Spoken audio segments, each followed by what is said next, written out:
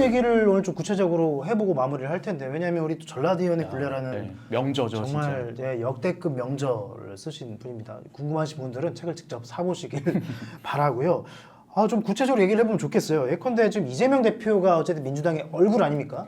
근데 제가 뭐 갤럽 조사라든가 여러 여론조사를 보면 이재명 대표의 호남 지지율, 그러니까 대권 주자로서의 지지율이 아주 막 압도적이지는 않아요. 그리고 민주당 지지율 역시 당연히 1등이긴 한데 아주 압도적이지는 않거든요. 그러니까 호남이 뭐랄까, 예전에 어떤 정치 평론가께서는 호남이 좀 관망하고 있다, 저한테 이런 표현을 쓰신 적도 있는데, 호남이 좀 관망하는 게 맞습니까? 왜 그런 겁니까? 일단은 호남은 원래 민주당을 만든 집단이죠. 호남 사람과 호남계 이주민이 평안민주당 시절부터. 하지만 민주당이 전국 정당이 되면서, 특히 수도권 중산층 정당이 되면서 점점 민주당 내 지위가 약간 떨어지거든요. 지금은 민주당의 하위 파트너, 수도권 중산층의 하위 파트너 역할이 되었는데, 그렇게 되면서 민주당 호남 유권자 입장에서는 민주당에 대해서 약간 양가적인 감정을 가지고 있을 겁니다. 하나는 본인의 정치적 정체성, 호남 사람이라면 느끼는 정치적 정체성은 민주당에 있을 건데, 저 정당은 본인의 이해관계를 대변해주는 정당이 아니고 사실은 본인들의 정당이 아니죠. 그러면은 약간 이해관계 때문에 결합된, 내지는 정서적으로 약간 연관관계 때문에 지지하게 된 집단일 수밖에 없고요. 그래서 민주당 지지율이 여러 가지 지지를 할 수 없는 게 호남에 대한 어떤 민주당에 대한 감정일 거고, 솔직한 감정일 거고, 그런 상황에서 이재명에 대한 지지는 다분하게 대세 추정형에 다분하게 실리적인 지지에 가까울 겁니다. 여기서 의문은 그거죠. 이재명을 가지고 정권을 차지할 수 있느냐. 그러니까 이재명 민주당 지지율보다 훨씬 더 낮은 게, 여론조사 호남권 연말에 호남권에서 있었던 여론조사 데이터들 쭉 보면은 차기 대선 주자 선호도도 물어봐요. 적합도나. 근데 재밌는 게 민주당 정당 지지율보다 이재명 대표에 대한 선호도나 적합도가 훨씬 더 떨어집니다. 첫 번째. 두 번째는 없다고 답하는 사람이 많아요. 무응답이 아니라. 호남에서요? 예, 차기 대선 주자 없다, 모르겠다. 불신이 있는 거거든요. 막상 지금도 리스크, 이재명 리스크 굉장히 많아요. 이재명 대표와 관련된 리스크 많잖아요. 그리고 이재명 대 한동훈을 붙였을 때 이길까? 언제나 물음표가 붙죠. 이러면서 나타나는 게 민주당에 대한 낮은 지지율이라고 생각을 하고요. 두 번째는 결국은 지역은 결국 이게 대구와, 저는 광주와 대구가 굉장히 비슷한 정치적인 쌍둥이라고 생각하는데, 거울 사이라고 생각하는데, 이준석 대표가 뭐 대구에서 꽤 인기를 얻잖아요. 그냥 비슷한 이치로 광주에서도 민주당에 대한 불만이 결국 대안적인 세력에 대한 걸 나타나는 거죠. 결국 그 정치 세력이 지방에 해주는 거는 대부분 이제 도로 짓고 철도 깔고 공항 짓고 뭐 사업 따내고 이런 건데, 이거 가지고 안 되잖아요. 발전도 안 되고 그거를 많이도 안 해줍니다. 문재인 정부 시절에 보면은 뭐 예산 예타 면제 사업 해가지고 지역끼리 SOC 사업 갈라먹는데, 호남권 사업이 되게 몫이 적어요. 불만이 있죠. 불만도 있고, 이게 정치적인, 우리의 먹고 사는 문제의 정치적인 대안인가? 물음표가 계속 따라다니는 거죠. 그렇기 때문에 지지율이 낮은 게 사실은 저는 일반적인 상황이 됐지 않았나 생각합니다. 그래서 저는 되게 재밌었던 게, 전라디언 굴레에서 비판해 주신 게 그거잖아요. 그 책이 이제 2021년에 나온 거죠. 예, 이제 대선 선거운동 기간이던 시점에서 이제 나왔던 걸로 기억을 하는데, 이 지역 정치가 지역민들의 어떤 현안이나 이런 민생 문제를 해결해주지 못함으로써 민심 위반이 초래되고 있고, 그게 이제 상징적으로 나왔던 게 2016년 총선에서의 국민의당 돌풍이었다, 뭐 이런 말씀 해주신 게 기억이 나요. 근데 공교롭게도 그 책이 나오고 나서 이제 대선 결과를 보면은 이제 역대 보수 정당이 광주에서 가장 많은 득표를 했고, 또 그 다음 직후에 치러진 지방선거에서는 또 투표율이 전국 최저였잖아요. 이거 예상을 하셨어요? 지방선거에서 선거율은 되게 낮았을 거는 되게 분명한 사실이었는데, 왜냐하면 민주당이 되게 못했던 선거거든요. 그러니까 광주 투표율은 결국은 민주당에 대한 지지에 대한 호남이나 호남 이주민의 지지에 대한 바로미터인데, 굉장히 민주당이 대선 패배했는데 평가도 안 하고 반성도 안 하고 똑같은 방식을 훨씬 더 강도만 높여서 했던 게 2022년 6월 지선이죠. 그래서 수도권에서 대패했던 거고 사실은.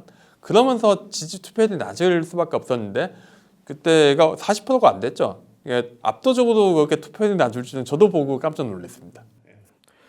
자, 그래서 지금 호남에서는 좀 대한야당에 대한 목소리가 있다고 보여지고 그런 환경이 좀 구조적으로 형성이 되고 있는데 그래서 이낙연 국무총리, 전 국무총리 그리고 지금 새로운 미래 인재위원장이 어느 정도의 영향력을 발휘할 것인가 그리고 이 이낙연 전 총리와 그리고 원칙과 상식 의원들이 합당을 지금 거의 뭐 하기로 합당이라기보다는 공동 창당이죠. 창당을 하기로 한 이 정당이 어느 정도의 힘을 호남에서 발휘를 할 것인가 어떻게 전망하세요? 저는 굉장히 제한적일 거라고 보는데 일단 이낙연 총리가 이낙연 총리는 전형적인 광주 일고 나온 70년대 광주 일고 나와서 대학 간 되게 옛날 스타일의 그 추량 엘리트거든요. 이런 분들이 사실 지역 생활에 기여한 게 없습니다, 사실은. 너무 그냥 민주당 약간 달달하게 민주당 꿀을 빠셨죠, 사실은. 민주당의 정치적 출세를. 일단 이렇게 되는 거고 그 다음에 전남지사를 하셨다고 하지만은 전남과 광주는 사실은 소지역이에요. 민주당 호남이라는 정체성은 묶이지만은 같은 정체성을 공유하는 사람들은 아닙니다. 게다가 이낙연 전남지사로 하면서 그 광주와 전남 사이에 소적주의 갈등들의 이슈들이 꽤 있었거든요. 대표적인 게 공항 이전 문제나 이런 것들인데 이낙연 지사에 대한 여론이 광주에서 딱히 좋을 수가 없죠. 나이 먹고 사는 문제를 해결해 줬냐는 문제로 들어가서는 그렇기 때문에 이제 결국은 대안을 마련해 주거나 아니면은 이낙연 아주 대선 후보급이 나와서 카리스마적 인물이 나와서 끌고 나가지 않는 한은 움직일 가능성이 굉장히 낮다고 생각합니다. 그러니까 2016년 국민의당 돌풍은 사실은 친노를 제외한 비노계열은 웬만한 메이저 비노계는 다 그때 나왔어요. 김한길계가 대표적이고 정동영, 전배 다 나왔고 대표성이 있죠. 그러면 분당도 그 정도 그냥 스케일이 큰 분당이거든요. 게다가 안철수라는 그러니까 당시에 보면은 문재인 하면 안철수의 양강 경쟁 구도인데 대선 후보까지 나왔단 말이에요. 이러면서 저게 대안이 아닐까라는 분위기가 조성될 수 있었죠. 하지만은 과연 지금의 이낙연 총리만으로 그 정도 몸집이 되느냐? 지금보다 덩치를 훨씬 더 키워야 되겠죠. 덩치를 키우고 이낙연 외에 뭔가 전면에 나설 만한 누군가가 생겨야 되는 거죠. 자, 그래서 지금 최근 가장 많이 나온 단어가 빅텐트입니다. 그래서 어떤 언론에서 중텐트라는 표현을 써서 제가 이메일을 보내서 좀 미들텐트로 바꿔달라 말하려고 했지만 지금 과연 3자 구도가 되면 이준석과 이낙연이 그걸 합치는 그림이 되겠죠. 4자 구도에서는 이준석 양양자 중심의 정당과 이낙연과 원칙과 상식 중심의 정당이 각자 도생하는 이런 4자 구도가 될 수도 있고요. 자, 3자 구도와 4자 구도 어떤 쪽이 좀 더 가능성이 높다고 보십니까? 결국은 이제 돌풍을 일으키려면은 본인들의 어떤 대규모로 이게 결국 탈당이 아니라 분당이고 새로운 정치 세력이 나와서 새로운 인물과 새로운 메시지를 갖고 있다. 이런 거 보여줘야 되거든요. 그러면은 지금 상황에서는 대규모의 연합을 만드는 수밖에 없을 겁니다. 그래서 합당을 해야 된다는 생각을 할 수밖에 없겠죠. 왜냐하면 합당을 해야 추가적으로 다른 사람들도 나오게 되겠죠. 그러니까 양당 모두 비주류들이 나올 어떤 원심력 강해져 있는 상황 아니겠습니까? 그 원심력에서 괜찮은 사람들이 나오게 해야 되거든요. 결국은 이러려면 이쪽이 끌어다 쓸 수 있는 인력이 커야 돼요. 근데 인력이 크면은 결국 질량이 커야 되죠. 질량은 덩치를 키울 수밖에 없기 때문에 합당으로 갈 수밖에 없는데 문제는 거기 있는 정치인 중에서 누가 연합을 구성할 수 있는 정치인이 누가 되느냐. 저는 이 대표님이 어떤 이준석 대표를 어떤 뜨는 인물로 이야기를 하셨지만은 저는 되게 지금이 이준석 대표에게 시험대에 올랐다고 생각을 합니다. 결국 지금 있는 정당 후보 중에서 어떤 대중성이 있고 카리스마 있고 새 시대를 대변할 수 있는 사람은 몇 없거든요. 대표적인 게 이준석 대표인데 그리고 이준석 대표가 연합정치의 어떤 연합정치를 구성할 수 있는 주도권을 줘야 돼요.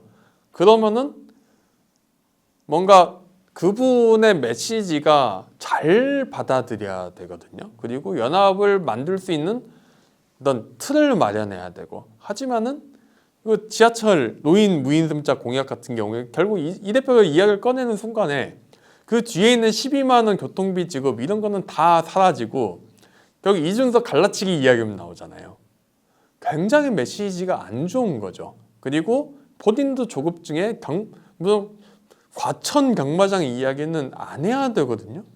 핵심은 지하철 무임승 지하철만 타는 사람한테 혜택을 주는 게 아니라 국민 누구나 특히 자동차를 모는 사람한테도 12만 원을 줘서 대중교통 이용하게 하겠다. 두 번째로 지하철 공사의 부담이 아니라 이거를 정부 예산으로 하겠다. 이런 식으로 풀어야 되는데 게다가 노인들은 점점 늘잖아요. 이거 감당 못하는 겁니다. 무임승차.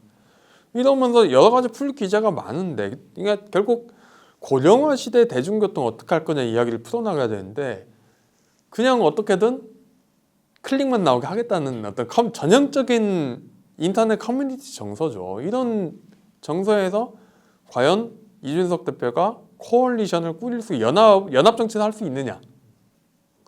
이 부분에 저는 이제 그 어떤 제3세력의 가장 큰 맹점이 갖고 있다고 생각합니다. 속된 말로 이제 이준석 대표가 어그로를 잘 끌어서 이슈도 잘 만들고 하는데 너무 그 어그로를 잘 끌다 보니까는 그게 이제 다른 어떤 정치 세력과의 연합이나 이런 데서는 장애물이 될 수도 있다. 뭐 이런 말씀이겠네요. 본인의 어떤 정치적 자본을 되게 대단히 착각하고 있는 거죠. 그거는 본인의 정치적 자본은 어떤 새로운 세대 내지는 새로운 연합을 구성할 수 있는 어떤 잠재력이지 뭔가 이대남 정치 내지는 뭔가 커뮤니티 호응이 그분의 정치적 자본, 실제 정치 자본이 아니거든요. 양쪽을 구분하지 못하고 이슈 링크 같은 인터넷 커뮤니티 여론 사이트 계속 보고 그때그때 맞는 발언을 하면서 점점 메시지보다는 메신저 급속도로 망가지고 있는 거죠. 네. 그래서 저희가 아무튼 조만간 우리 이준석 대표 모셔서 우리 이런 얘기도 다 한번 해보도록 하겠습니다. 예, 지금 저희가 아주 큰 테마 3개를 정말 쉼없이 달려왔는데요. 아무래도 좀 첫 방송이다 보니까 여러분들이 보시기에 약간 어색한 점도 있었을 겁니다. 하지만 구독으로 그리고 댓글로 응원을 주시면 저희가 계속 발전해 나가도록 하고 우리 조기동 교수님도 오늘이 끝이 아니라 또 총선의 계절이 다가오면 또 모셔야겠죠. 그래서 그때는 오늘처럼 지각하지 마시고 이거를 일찍 와주시면 감사하겠습니다. 예, 고수가 되고 싶은 두 남자의 하이브리드 시사 토크쇼 여의도 첫 방송 이렇게 마치겠습니다. 감사합니다.